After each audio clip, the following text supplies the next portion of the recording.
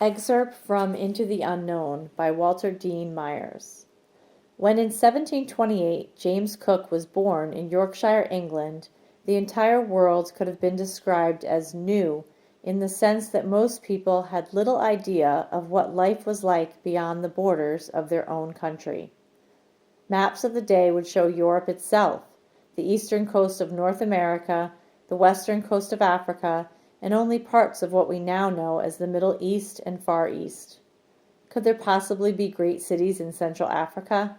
In the South Pacific? Was the bottom of the earth capable of sustaining human life? There were many places on earth where no Europeans had visited, even places where no human beings at all had visited. Scholars tried to guess what these places would be like. Some imagined monsters, or beings only half human, living in wildly exotic and scary lands. Others often thought there might be wonderful areas with fertile soil for food crops and rich mineral deposits. But these were all guesses. To discover the reality, human beings needed to go to these places. Cartographers, those who made maps, weren't sure how to represent these places. On maps, the vaguely drawn lower regions of the earth were often labeled Terra Australis Incognita, which meant the unknown southern land. Great Britain, the world's leading sea power in the 18th century, decided to send an expedition to these unknown lands. They chose James Cook to lead it. James Cook was born into a farm family, and might well have spent his life in the family business. But Cook was an exceptional youngster, and, unlike most English boys of his time, was allowed to attend school when he was 12 years old. As a teenager, Cook became apprenticed to a man who owned a collier, a ship that transported coal, and soon found himself carrying cargoes of coal from northern England to the bustling docks of London. Cook was ambitious and quickly learned that his ability to read set him apart from other sailors, even ones much older than he was. Ships at that time had none of the sophisticated electronics found on ships today. Instead, they found their way around the oceans using instruments that determined their position relative to the sun and stars. This took considerable skill.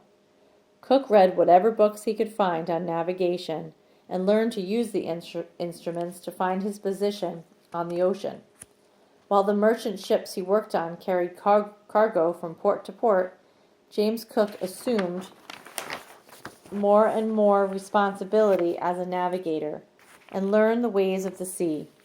Perhaps the greatest idea that he absorbed was that self-discipline gave one huge advantage at sea. After 10 years on the collier, Cook decided to join the Royal Navy. The British Navy was the most powerful in the world. Its officers were recognized not only as outstanding sailors, but also as gentlemen.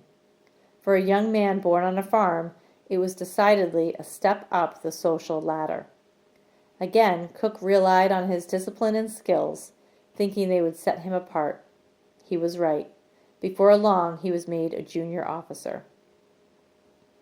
Cook, who had already taught himself a great deal about navigation, soon taught himself to draw accurate maps. Cartography, the art of making maps, was a truly important skill.